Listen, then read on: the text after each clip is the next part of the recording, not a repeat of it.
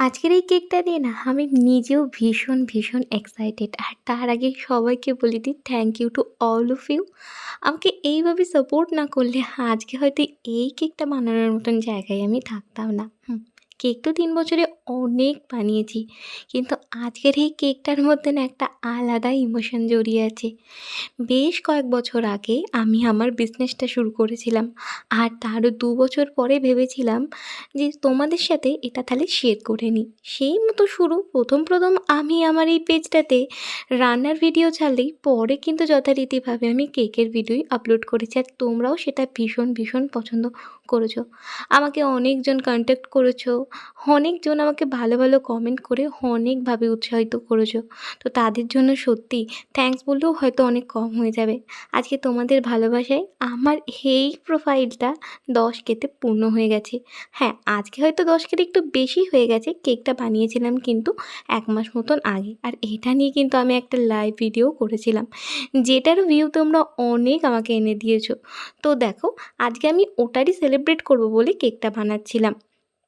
তোমরা কে এই লাইভটা দেখেছো আমাকে কিন্তু অবশ্যই কমেন্ট বক্সে জানিও।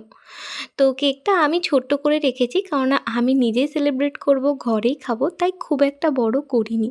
পছন্দের ফ্লেভারটাই আজকে আমি ইউজ করেছি এই কেকটাতে। এটা একটা অরেঞ্জ ফ্লেভারের কেক ছিল।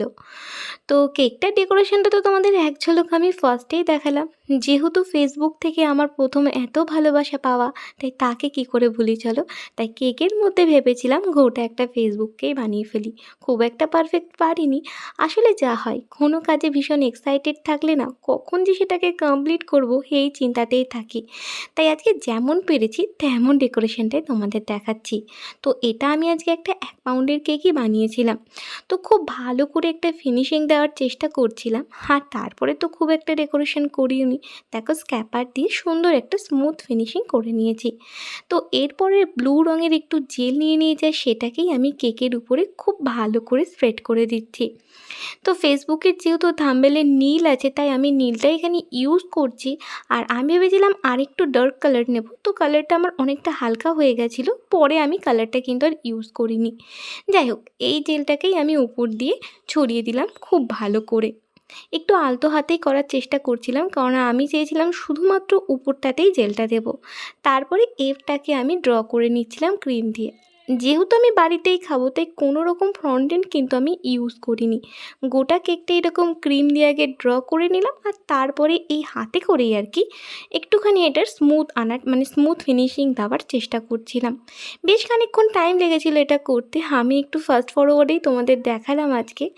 তো দেখো, মোটামুটি আমার কিন্তু এটা ড্র করা হয়ে গেলে আমি একটু স্ক্যাপার নিয়ে ওপর থেকে এটা ফিনিশিং দিয়ে দিয়েছিলাম। তো জানি না কতটা পারফেক্ট করতে পেরেছি। ওই যে আগেই বললাম, প্রচণ্ড এক্সাইটেড ছিলাম কাজটা করার সময়, কখন এটা নিয়ে লাইভে আসবো। যাই হোক, এরপরে আমি 10K লিখে দিয়েছিলাম, কারণ তখন আমার 10Kই ছিল। আর যদিও আরেকটু বেড়েছে। আমি চাইবো তোমরা এভাবেই আমার পাশে থেকেও আমাকে সাপোর্ট করো, এই 10Kটা যেন 100K করতে পারি তোমাদের সবাইকে নিয়ে। তো অবশ্যই আমার এই ভিডিওগুলো তোমাদের কেমন লাগে আজকে জানিও। আর আজকের ভিডিওটা কেমন লাগলো অবশ্যই জানিও। ভালো লেগে থাকলে অবশ্যই একটা লাইক, কমেন্ট অ্যান্ড শেয়ার করে দিও।